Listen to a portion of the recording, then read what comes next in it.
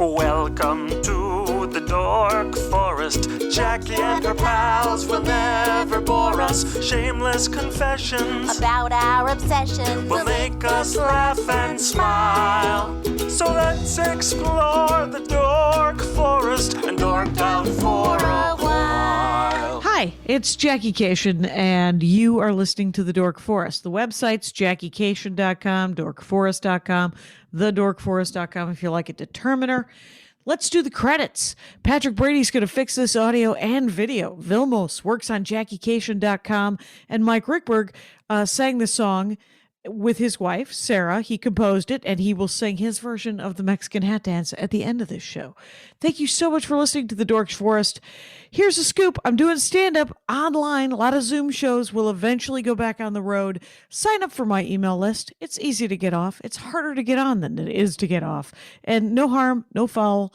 If ever bored, JackieCation.com, sign up for the email list. You'll find out about my weekly Zoom shows and stand up on the road eventually. You may donate to the show if you would like. I would like. Sure, I would. There's PayPal, Jackie at JackieCation.com, and there is a PayPal button on both DorkForest.com and JackieCation.com. And there's Venmo, if you like Venmo, Jackie-Cation, oddly enough. If you have listened to all of the shows, go to dorkforest.bandcamp.com, I think. The Dork Forest has a Bandcamp page. You can listen to a lot of ones that are free from pre-2009 when I started pre-recording. And then there's live episodes that cost me a couple of bucks, so I charge you a couple of bucks. There's also some stand-up. There's a story album that's very exciting there. And other than that, I have a lot of merch in my garage. Feel free to order if you know anybody who doesn't have any CDs or the DVD. And you can follow me everywhere at Jackie Cation. Let's get into the show. Hi, Jackie Cation in my garage. That's right. It's the Dork Forest Rangers, and we're just going to talk. Today, we're talking with sketch comic podcaster, lefthandradio.com, Adam Bozarth. Hello, Adam Bozarth. How are you? Jackie. I'm great. It's so great to be here to talk to you. Yeah, super fun. I like how you framed yourself there. It's nice because it shows sort of the background as well as whatever. Yeah. I don't know. Dork Forest. Right there. Oh my God. Yeah. Look at it's that little personal touch. It really is.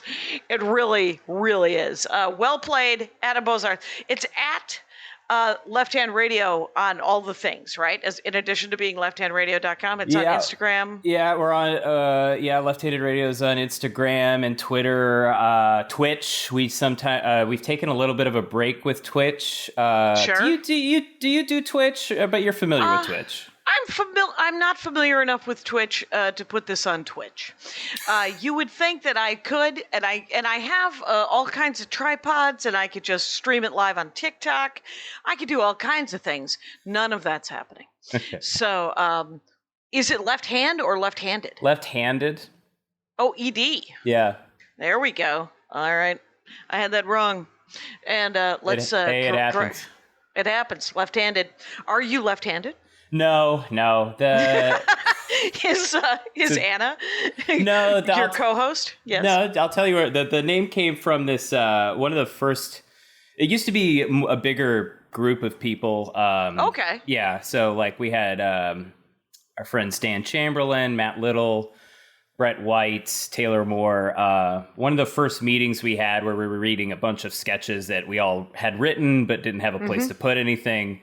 My friend Brett White wrote this sketch where the X-Men are about to, fight some bad guy, and they're in this parking lot, and they just keep commenting on how they smell weed somewhere, and they can't get it together enough to fight the villain because they're just so distracted. And I think at one point, Wolverine refers to joints as left-handed cigarettes, and I was just like, that's such a great phrase. That really is. And something Wolverine would say. Yeah. It feels Canadian, right?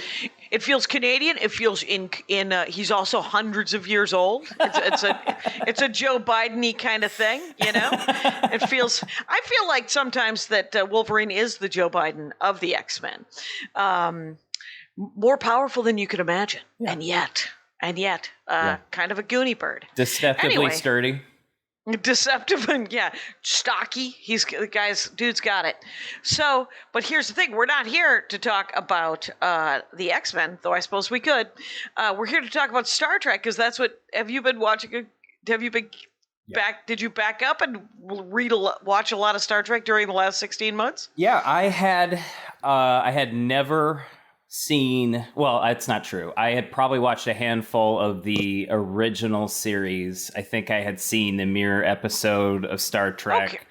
Wait, you're talking William Shatner, right? Yeah. Okay. And maybe like one or two more, I think, out of curiosity, maybe to get a couple of jokes that are in other, antecedent entertainment. But right, just for research. Exactly. Yeah. But my partner in all things, Anna Rubinova, she was producing a Star Trek recap podcast called Treks in the City. And So I think I've been. So Alice and Veronica, they're great. And I do.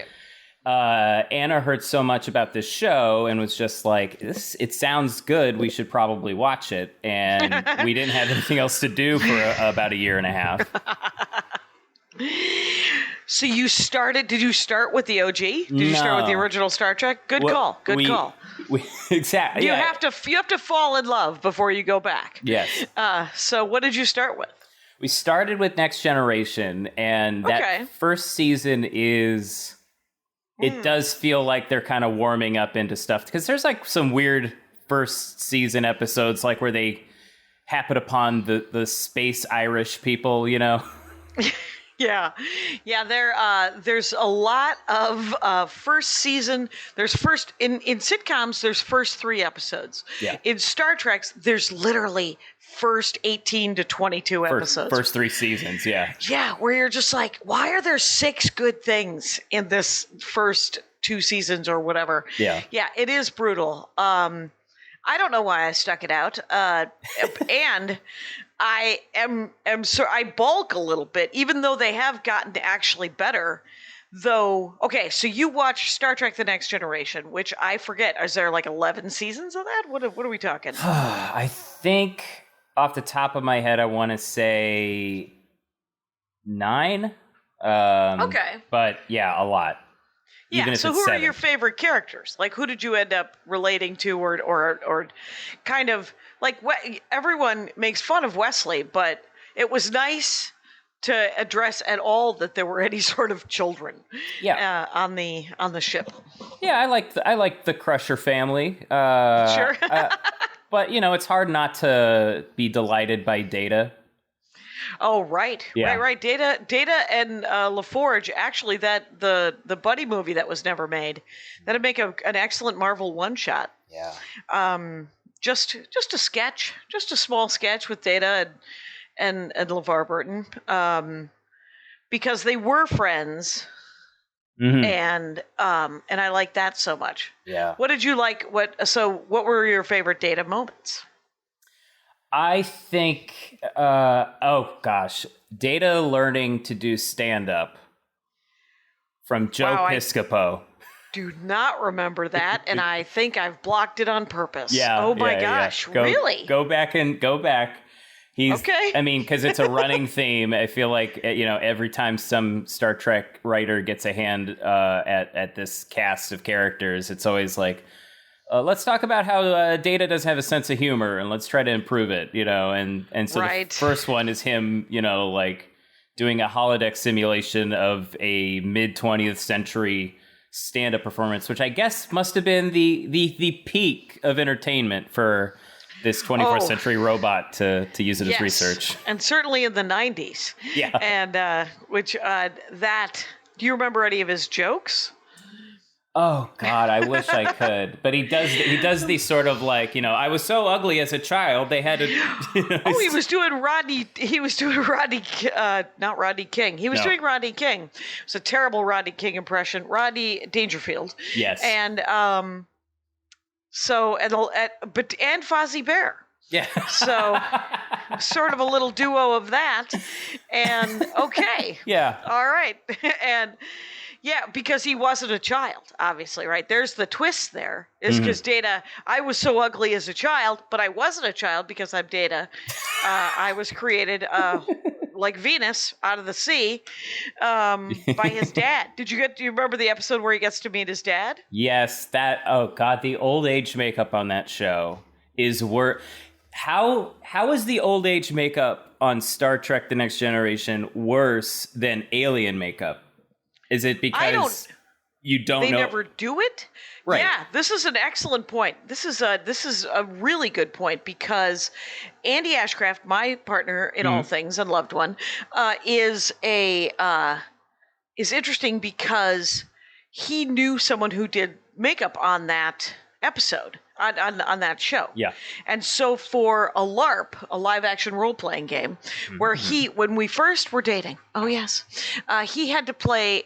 It was a family dinner, and he said that he couldn't come, but he told the game master that he wanted to play, but he wanted to play as a woman. Mm-hmm. And his backstory was that he was a woman in her 30s who had never gotten married. So she was the ugliest woman in her clan in the Appalachians. So the makeup that was done on him by this person actually worked. Yes. And actually was much better in real life than I've ever seen on that show. Because the Ferengi look, that's what they do when they make people old, they just sort of turn them into Ferengi. And you're like, just make them a Ferengi. Because without the big ears, it's just a lot of paste and, yeah. Speaking of Ferengi, Yes. There is a story that I read somewhere on some website, so, take it with a grain of salt. But the Ferengi were designed to become they were supposed to be the big bad guy for Star Trek The Next Generation. They're in the first season, or first episode, and they're like this sort of like growly, gremlin-y sort of thing. And they were pitched by Roddenberry himself, but Roddenberry's like original description of them was like, there's somebody told this story where like, he goes in and he's like, the Ferengi, they're greedy. They're like little gremlin-y monsters. They're vicious. They've got the big ears. They also have super long penises, like they're just, oh my God. Yeah. Just big penis. And then like he goes on explaining this whole thing about how like sexually charged the Ferengi are. And then somebody had to be like, Gene, this is going to be on at 8:00. On CBS. What is happening to you and your weird dick jokes? Wow, that is so funny that because there is an episode of Next Trek where, and I call it Next Trek, other people call it Next Generation, whatever, but it's because I grew up watching original Star Trek. So that's Star Trek. So Star Trek The Next Generation was always Next Trek to me. And then everything after that had a name. I love it. And but there is an episode where there's a lot of ear talk. Yeah. Yeah. So the Umax.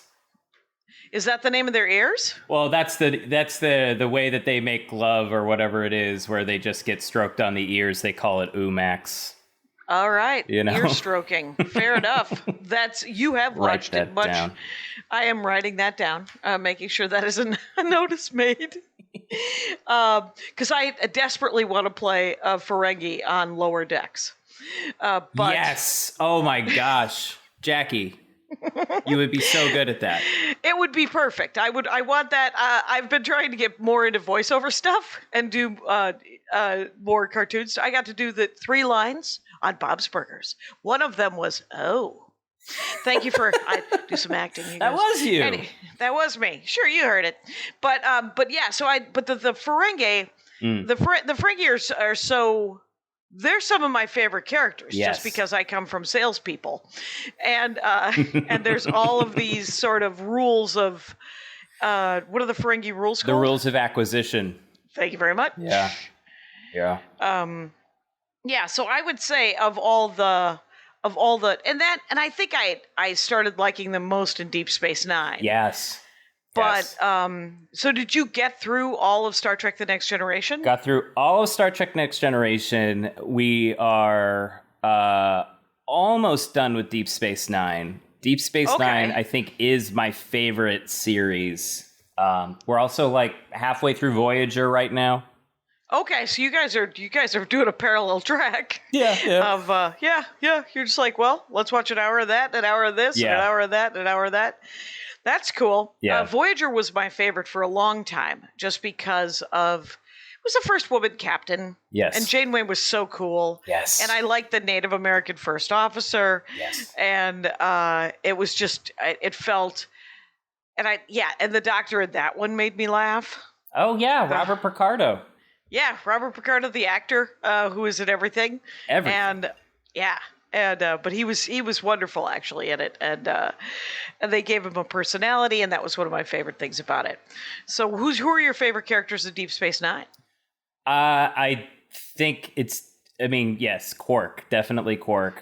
I think Yes. because Quark is supposed to be the comic relief. He's supposed to be this sort of like laughable character, and Armin Shimmerman gives him so much like gravity. There's like an episode where we meet this woman who Quark used to be in love with, and they had to, whatever, like she's like a space criminal or something, and it didn't work out, but there's this whole like what could have been and how much he loves her, and it brought tears to my eyes, and I'm like, why am I crying over Quark? Right. The thing is the greatest thing about science fiction is that it can come at you on a sideways or top down, where all of a sudden you're having emotions and you're like, that's a giant dinosaur looking dude. Why has anime brought me to tears? When they spend most of their time growling at each other in the sky and then making fun of food. But those are sweeping. I get it. People who love anime. But I also really, really love Avery Brooks as Captain Sisko. Yes. He is a captivating actor. I think he's just one of those actors that, like, as soon as he gets a scene, you're just like, how's he going to play it? What are these choices that he's making? He's got this incredible delivery, That's interesting. So you're looking at it from the acting perspective. Yeah, at a certain point, I guess, like, maybe that's because I'm watching it now as a, I don't want to say as an actor, but as a person who does acting. Let's say it that way. Right. We live in Los Angeles. Anyone could call themselves an actor. Sure. It's sure. What the heck? But it's to hang that series on him. It's such a great. He's well cast. Mm-hmm. He's got that cadence, not that cadence. It's like he has a cadence and a delivery that is specific onto himself, like Christopher Walken or Pacino or something like that. Like, he delivers lines the only way he can, you know what I mean? Right. And that for a show that's like basically like Space Deadwood, you know what I mean? Yeah. He's acting as hard as Al Swearingen, you know what I mean? Like, Right. He is he's all I know, and I don't know a lot about acting, is that when he is on screen, that is where my focus goes. yes. Like his stage presence and his screen presence, I guess, is so intense that you're like, I don't even care what he's about to say. Yeah. It's probably very important. So, he was easily the best thing out of Spencer for Hire. Yeah. So, I don't know. And I couldn't watch Spencer for Hire because I had accidentally read all of the books. And so the guy who played Spencer was just a little too watered down and a little too good looking. And I needed him a little more grizzled, like sort of a Brian Dennehy kind of guy would have been more to my taste, I think. And and then Avery Brooks playing with Brian Dennehy would have been kind of epic because at any number of times, I don't know why I'm doing this to you, but because now I'm talking about Spencer for Hire. Please. Anytime during the the books Spencer for Hire, the character Hawk, who Avery Brooks plays, has to remind people that he's not Spencer's fucking sidekick. He's like, I am my own person over here. We are friends. I am helping him. He would do the same for me. You are out of your goddamn racist minds. And so it is. He's such a great character. Yeah. And he doesn't even do it enough. Like, that's where you want to, where you wish Robert, what's his face, who wrote the Spencer for Hire, would have made it part of every. Yeah. Would have made it say somehow not those words, but something. Every book that Hawk is in is actually one of the better books. How many Spencer for Hire books are there? Like, well, he's still writing. He's been dead for 6 years. It's an amazing work is being done. Yeah, one of those. I think they're just taking a comb and going through his notes and cobbling shit together. But I would say the first 12 are pretty good, and they're all written in the 70s and 80s. So most of them are 220. Like 200, they're like pulp sized. Okay. And I started reading them in the 70s because they sold them at Kmart, and I lost my library card for a little while, so I started stealing books from Kmart, which lowers what you read. It really narrows the field as to what you might want to start reading. Do you mind if I ask a personal question and ask how you lost your library card? I didn't lose it. I just didn't have, if you were late over $10, if you didn't have $10 and your fine was over $10, you couldn't do it until you paid it off. And I was a child, and I didn't realize that I could pay it off sort of a buck at a time or a quarter at a time. So Christmas came, and the librarian actually paid my library fee for me. Oh my gosh, that's so sweet. It was very sweet. It was very nice. I was surrounded by very nice adults as a child after my mother died. What? That got dark. Everybody got so nice after that. And everyone was like, your dead mother. Here, have some money, or here, have a thing. Nobody did that. Okay. So I do... Yeah, Deep Space Nine. There are episodes of the Dork Forest entirely devoted to Deep Space Nine. Yeah. I was sort of hoping that like I'd still be able to talk about it, even though that everybody is so into it, you know. I think what is so captivating about Deep Space Nine in terms of Star Trek is that it's morally ambiguous. The good guys are sometimes bad guys, and bad guys are sometimes good guys, and it's not always happy endings and stuff like that. It's much more political, and less utopian than Next Trek, and even it introduced that ambiguity to it that I think was very. It's one of the reasons why some people don't like it at all, is because they don't feel like it's Star Trek-y enough. It's too stationary. There's a religious thing to it. And then there's this political and moral ambiguity to it. And but it actually makes it more of a whole story set in the Star Trek universe that I think is fascinating. There's a two-parter in the middle of it, which we watched around this time last year, where a handful of the Deep Space Nine crew get thrown back to the year 2025 when Earth is in America is specifically in a crisis, civil upheaval and all that, and it's just like, wow, this isn't escapist anymore. Right. We are currently, as I like to say, going through the laziest civil war I've ever seen. So. We don't need to hot it up, but it is pretty one-off. It's artisanal. Anyway, whenever they do go back in time and whenever they do discuss, because it's the gift of Star Trek. It's the gift of that they can talk about the big issues, that they can, and sometimes they talk about them poorly, like some of the there's several episodes that are full on racist. In Next Trek, and then hit and miss in every iteration since. So who's your favorite in Voyager? Since you're also halfway through Voyager. I think I get most excited when it's Tuvok involved. Oh, yes. Because he's so sarcastic. And it's like, I get it's supposed to be the Vulcan sort of like logical superiority.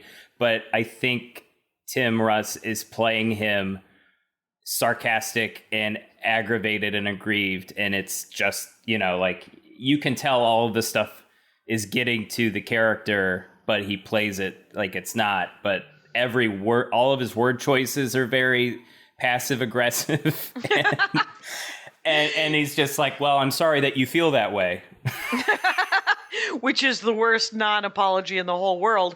Yeah. Coming from Tuvok is so perfect. Yeah. You're right. He is playing just, what that does? That opens up the world of Vulcan so much more. It makes you realize that there are nice Vulcans, sarcastic Vulcans, Vulcans full of love, Vulcans full of hate, and they're all trying to be without emotion. Yeah. But all of those things are emotion.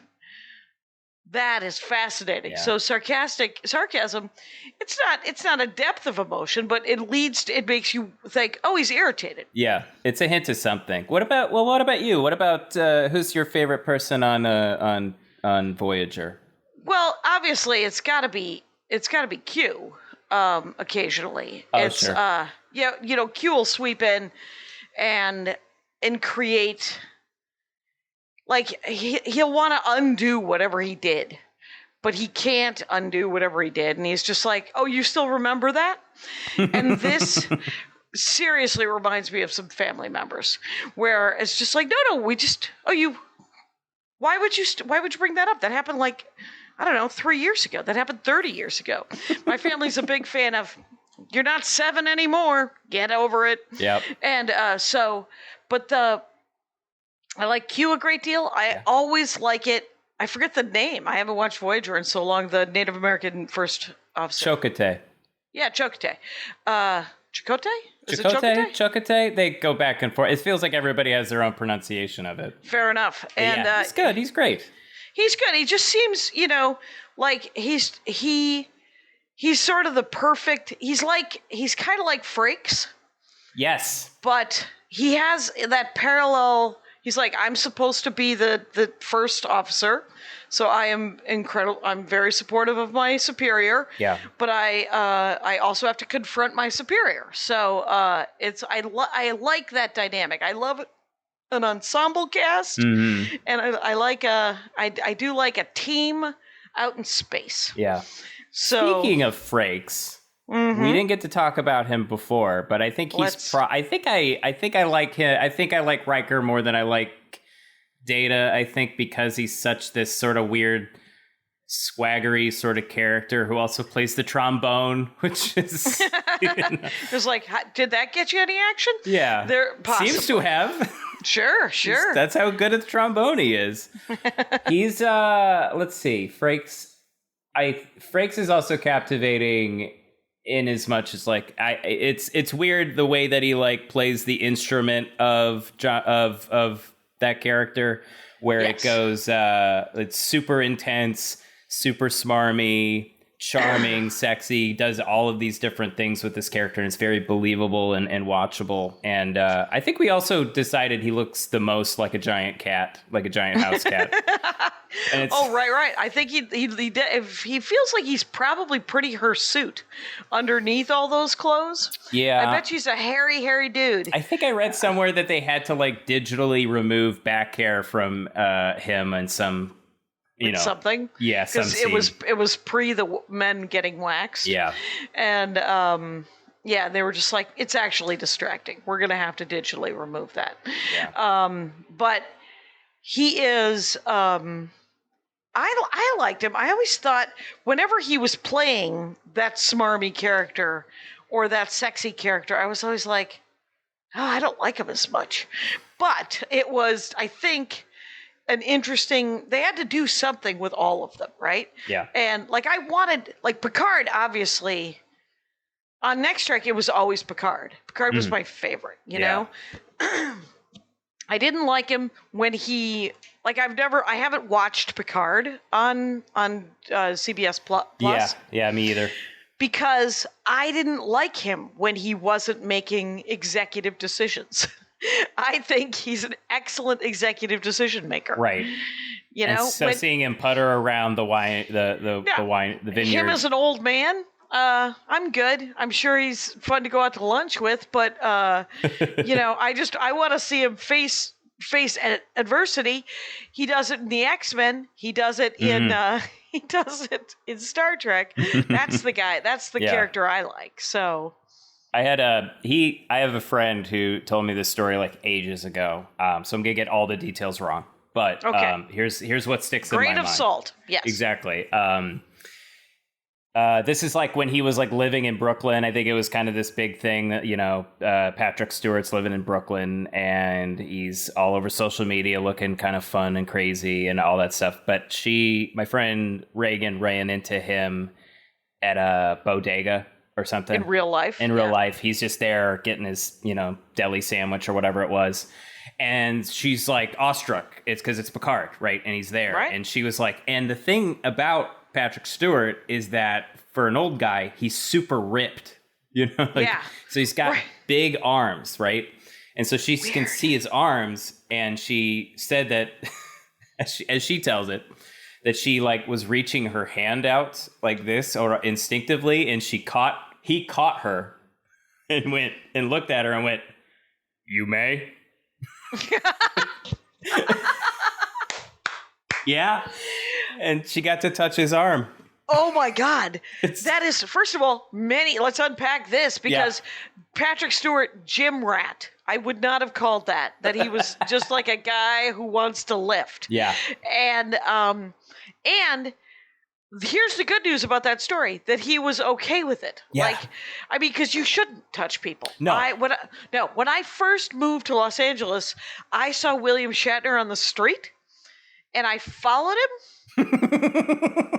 for almost 2 blocks, and then I was like, "What are you doing? Leave him alone." And I went away. I didn't. That's probably smart with Shatner. I don't know what you're going to get from. You don't know what you're going to get from anyone, but you're right about Shatner. I did not know.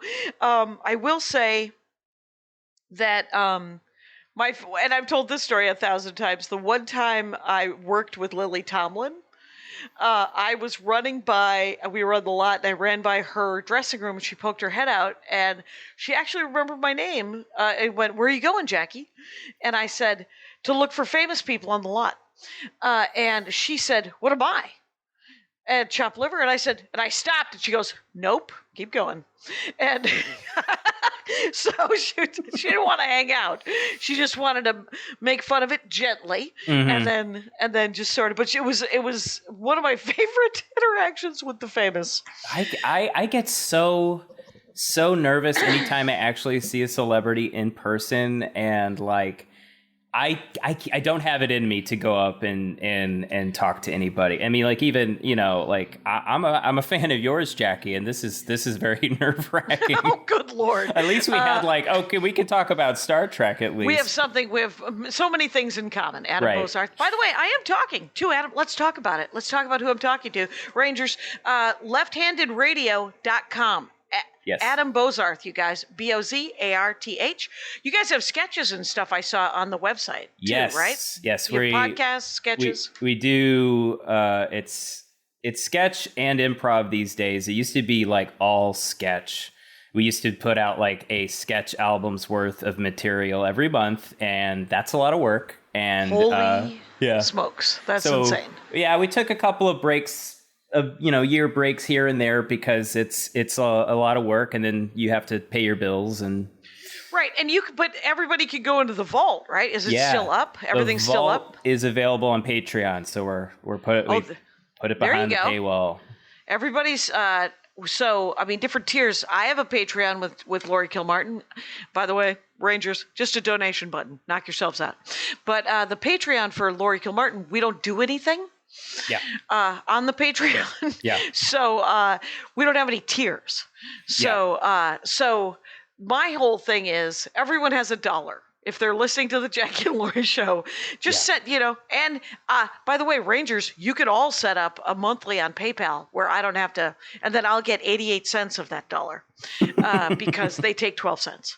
But so Patreon, I don't know what your tiers are like, but is it the basic tier to get the vault? $5 for the vault, but $1 you'll also get episodes early when we get them done early, and a handful of bonus material that we don't put up on the regular feed. So if you guys end up going to Left-Handed Radio and liking it, it's, we're talking $60 a year, which is not, it's not even a cup of coffee, really. Yeah, hop on, hop off, like... Oh, right. Yeah, hop on for a month. Try to binge. You guys, do whatever you can, and then bail and come back. Listen for free. That's all I care about. I want more people listening to this thing. It takes a lot of work. Anna and I work really hard on it. We get a lot of fun people to get involved, and I think if you're listening to this show, you're going to love our show too. Right, because I think that you've both worked a lot with Thrilling Adventure Hour and the election Profit Makers. Yeah, we were doing production for them. Like all the sort of sound design you might expect from Thrilling Adventure Hour is also featured in our show. So if you like old-timey radio. Old-timey radio, you guys. I wish there was a better term for that. It sounds awful, right? I mean, old-timey radio. Right. Doesn't it sound like I'm like opening up a podcast antique mall or something? It's Joe Biden's old-timey radio, and it's Wolverine's old-time. It's cooler. So, but so people should give it a shot. Left-Handed Radio. What about the currents? Are you trying to keep up with anything after? Like, are you doing Scott Bakula? Did you try to do any of that? I've been told to kind of avoid Enterprise. I've heard Enterprise is supposed to be disappointing. Scott Bakula's name rhymes with Butt Cracula. I mean, there's nothing wrong with that. It's I always liked him on Quantum Leap. Yeah. Well, what's your feeling on Enterprise? Couldn't do it myself. Was hoping to get some sort of like a positive feedback loop on that, but nobody's doing it. I've watched the first 2 seasons of Discovery. Yeah. I have not seen the 3rd season yet. I've watched the first season of Lower Decks. Yes. Which is just a comedy. That's all it is. It's 22 minutes of animation, and it's kind of adorable. Mm-hmm. And it's a lot of fan serve. Yes. So if you like Star Trek, you should like Lower Decks. Though you might be disappointed that they aren't more on the lower decks. They keep going to the bridge. Yeah, I think it's good. And what's his name? Jack Quaid, who's in it. Dennis Quaid's kid. Dennis Quaid's kid. Yeah. Yeah, okay. He's in The Boys, but I like him better on this. He captures what I think is good. He does what I think he does well. And a lot of people do this, and I know that you're doing more animation VO stuff, is that it's VO acting is not screen acting. Right. VO acting is exaggerated, and you almost have to, it's almost clownish the way you're doing it, because you're using your entire body to get a performance. And I get the sense that he's doing that, which is great. It because like, I don't know, you see like any number of things where they cast a celebrity in a movie to be, some cartoon character, and it's just like, okay, great. Why is it Cameron Diaz playing this character? Like, who cares? Right. She's not doing anything but talking. Or, sadly, I was just having this conversation on a different podcast about Loki and how Owen Wilson always plays Owen Wilson. Yeah. And so Owen Wilson is in the Marvel Universe, you guys. He's not necessarily playing Mobius. He's playing Owen Wilson. And Owen Wilson gets to hang out with Loki, you guys. And so it's very interesting. Yeah, that's a good idea, because I do know that, like, some of the best character actors I know or voiceover actors I know do a lot more. It's almost larger than stage acting, right? Yes. Which has to be bigger as well. Mm-hmm. Mm-hmm. Yeah, it's not. I really don't know what it is. other than the fact that, like, because you don't have the benefit, especially for like a radio show, because you don't have the benefit of seeing anything, you need as many indications as possible within the voice. Right. And somehow throwing everything into just articulating it and giving a bunch of different emotional variants throughout your line, it just plays better. Otherwise, it sounds like you're reading. Yeah. Right? I did a sketch series that was just audio. Yeah. It was a radio show, and it was about it was about a product that was supposedly going to cure baldness that created a lot more hair. That was the twist, you guys. Is this the peanut butter solution? It was, what is the peanut butter on top of the roof of your mouth, and then the spoon and the roof of your mouth? There's this crazy Canadian children's show. I think this might, I mean, if you're into weird bad movies. Are you Canadian? No, I'm not Canadian. Okay. I'm just. Would you like to be? I have these paperwork yes, right here. please, actually. Okay, can you fax that over? I can fax I'd fit in well there, I think. Anyway, Canadian show. It's that same premise where it's like a kid who's bald. He's a kid, and somehow he gets this magic recipe to grow hair, and it's peanut butter and a bunch of other stuff, and he puts it on, and the hair won't stop growing. But sure, the rest of the whole story in the movie is fairly psychedelic in the way that it unfolds. It's just a very it's what's it called? It's called the peanut butter solution. Oh, okay. Yeah. Yeah. My apologies. No, okay, it's fine. Sure. We're here to educate. Finally, I've learned something. No, this thing, it was I played the scientist who was the mother of a kid, a guy who gets all the credit for making it. Okay. And then ends up all of these sort of incel QAnon guys, which is of course sweeping. The bald does not necessarily make them incels or QAnon. I have a very controversial theory about the bald, which is that it's God's way of getting rid of that hair because you got a good looking head. But in the sketch series, I played the scientist who invented it. My son releases it too soon, and so there's a great deal of then these QAnon guys kind of adopt him, and then he's like, wait, you're QAnon guys, you're gross, and he's bald, and so I have to come up with an antidote for it, but they kidnap. It's a very silly, very fun little sketch, and I will try to find it and repost it. It might be called the balding solution. We don't know. It could have been very simple and just called that. But yeah, that was a cool voiceover thing that I had to do as this scientist. And so I had to make it sort of momish, but nerdish. Yeah. So, who plays the, I think that they have a lot of great character actors playing sort of the bridge actors in Lower Decks. Yeah. Like Jerry O'Connell, I think is, the first. Who's the mom officer? captain? I can't remember the mom. Because Jerry O'Connell, I think that first officer is kind of based on Frakes. Yes, he's very but just different, And I like the Data character on that one with the guy, the two engineers who only want to talk to each other about climbing through the Jeffries tubes. The Jeffries tubes. That's it. Oh, that's Eugene Cordero, who plays Sam Rutherford. Oh, Don Lewis is the captain. Okay. Don Lewis. Eugene, I'm a little sort of familiar with because he was at UCB around the same time I was. Oh, cool. He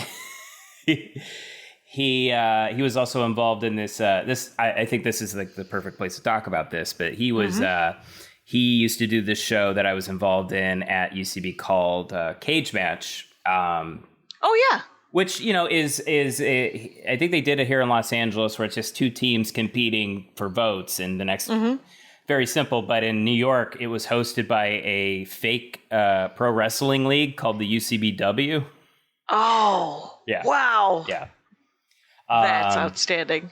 I was in a tag team called the Mountain Men with my friend John Robert Wilson, and we were just two hillbillies. At one point, we were up against a priest and a tag team of a priest and Kirk Cameron, because my friend Alan has a passing resemblance to Kirk Cameron.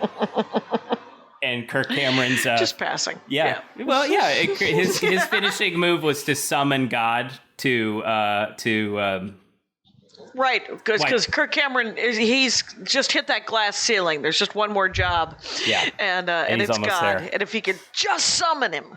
So he summons God, and it would always be the finishing move for months and months and months. And then for the big pay-per-view, which was just all wrestling on a Saturday night at midnight, we were able to, I was able to reverse it, put God into a bulldog, and then fall back.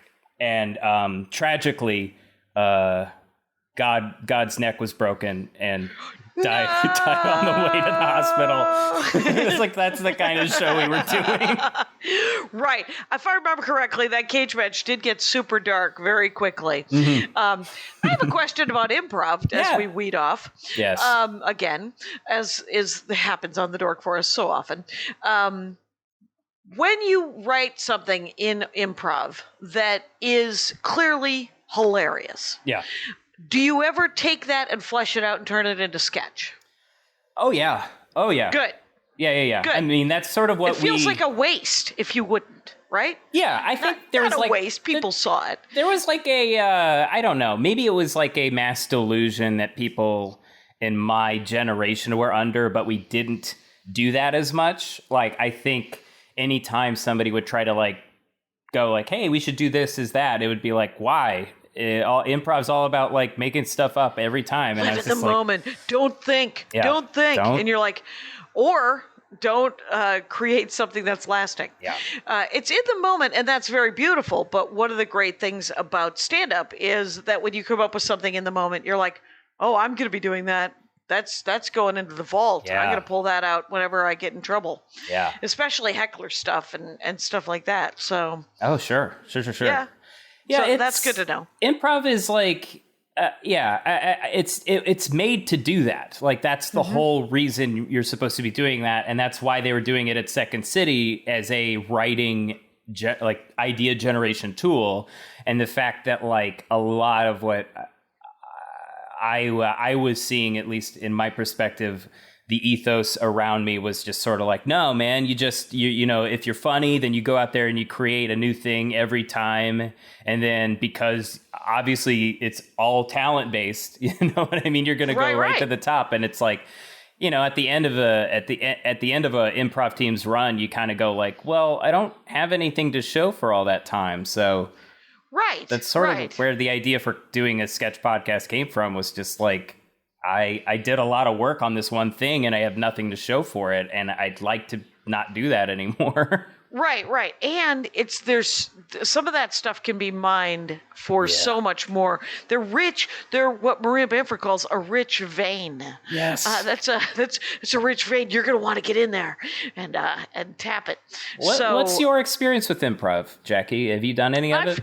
I've when I first started doing stand-up, there was a guy who came and tried to teach us how to do improv, and it was all those games. It was 1985, 1984, so it was freeze tag and some game called 184, and it was 184 was a joke setup thing. 184 somethings walk into a bar, the bartender says blah, and then I know that game.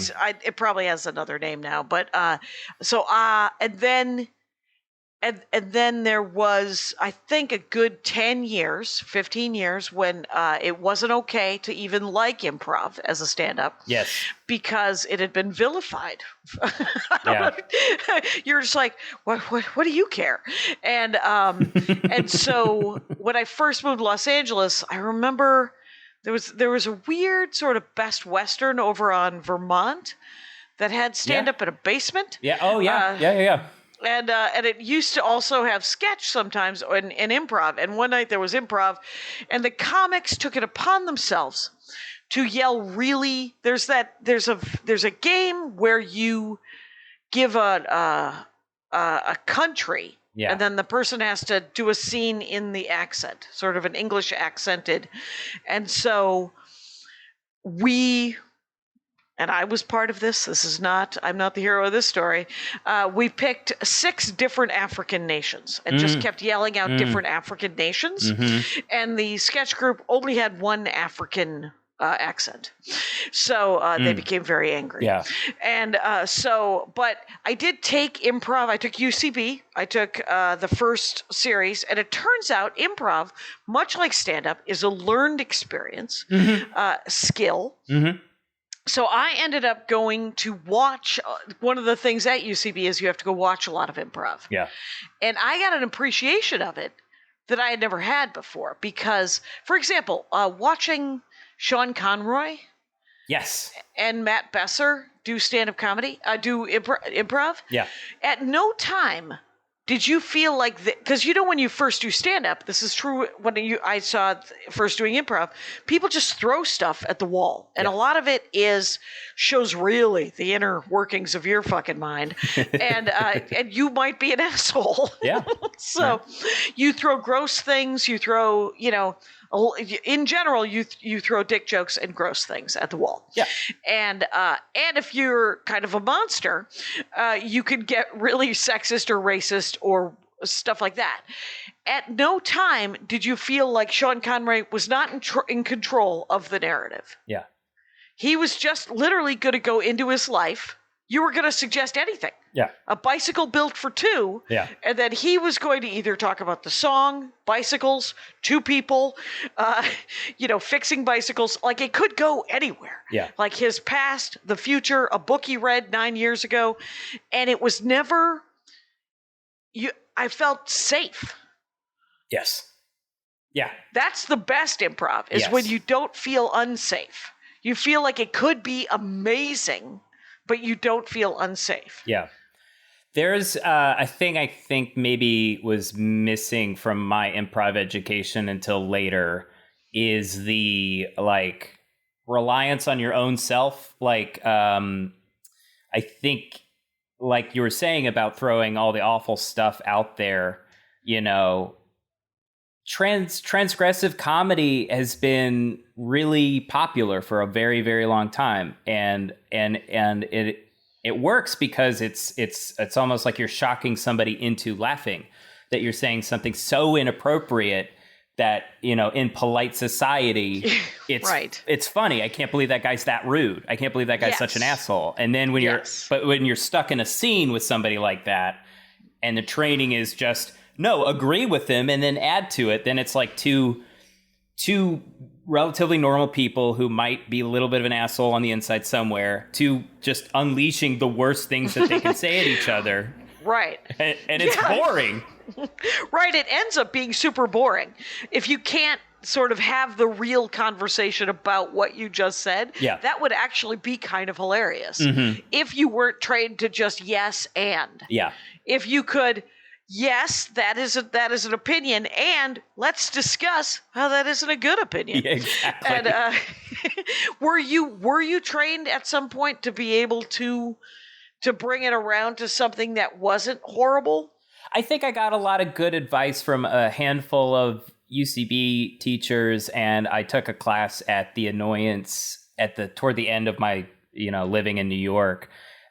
Which was more about when you go on stage, wear your character like a thin veil, be yourself, but make those little tiny tweaks. If somebody says you're Frankenstein, just be you, but understand that you're, stoned together or stitched together from constituent parts, and you've been brought to life with electricity and all that other shit, but be you and see where it goes. And then Annoyance was very good about you great. Deserve to be on stage. You have something to say. You are unique. We're excited that you're on stage. That's a great message. The thing is because somebody just said to me, there was a comic who some banana head on Facebook. I posted a political thing it was literally just an article.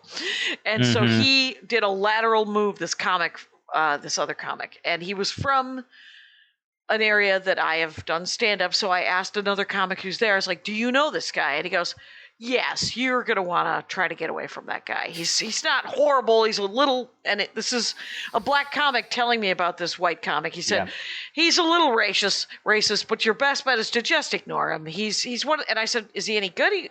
He goes, "He was funny when it was enough to just be an asshole to be funny," and which is shock jockey kind of stuff, right?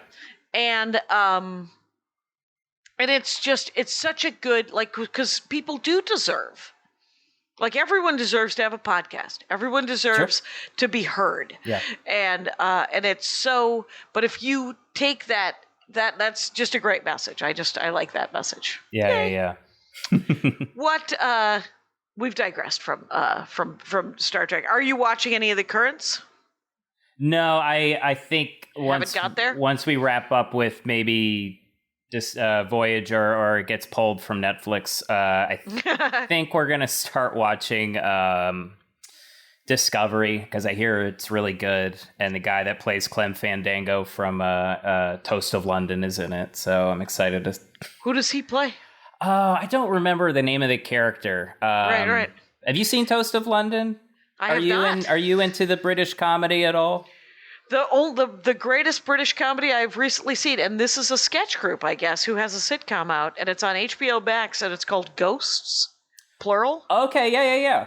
It's a sitcom. It took me 3 episodes, like it all does with sitcoms. They're all 22 minutes apiece, and there's two seasons, and it is hilarious, adorable, and wonderful. What is Toast of London? Do you know Matt Berry at all? Are you not? I mean, like, not personally.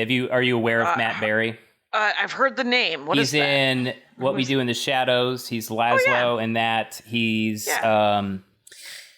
also in Garth Marenghi's Dark Place. If you've ever seen that, which if you haven't, especially if you haven't seen it, Jackie, I think you'd love Dark Place. Exactly. The premise of Dark Place is that it's Garth Marenghi is this horror author who's very down market, but somebody gave him his own TV show where it's set in this haunted hospital where all this paranormal shit happens. But the production values are, shoestring. The producer is his publisher, who cannot act, played by Richard Ayoade. and it's just this big mess, and there's little interview segments where they're just talking about what it was like to make the show. One of the actresses has disappeared since nobody knows what happened to her, but Matt Berry's in that. I think it's one of his first big things. But Toast of London is Matt Berry as a actor named Stephen Toast. He's the worst actor in London, and so he's constantly being cast in the worst play currently running in the West End, or some awful commercial or something. But every episode opens with him at a VO booth doing some of the worst VO gigs ever. Where, like, one of them is just. But he keeps working? Yeah. Okay, go ahead. He gets the worst jobs, but he does keep working. Like, one of the bits is like he's got a script, and all it says on it is yes. And they're like, "Can you keep doing it, Steven?" Yes. Yes. Yes. Steven, can we get a no? Oh my God. Yeah. And it's, how long is Toast of London? Is it an hour? 22 minutes, 4 seasons, 6 episodes each. So you can. And Dark Place? How is that also sitcom? 1 season, sitcom, You're gonna okay. I will give that a shot. I recommend love giving you homework. This is amazing. I have been trying to watch. I don't understand how I could have run out of positive television.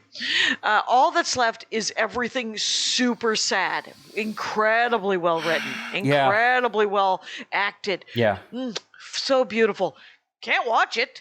I think I've established that we're in the laziest Civil War ever. Yeah. I'm going to need to watch something a little lighter. Yeah. I've watched I'm rewatching Miss Fisher's Murder Mysteries, which is an Australian murder mystery show, and a New Zealand murder mystery show called Brokenwood.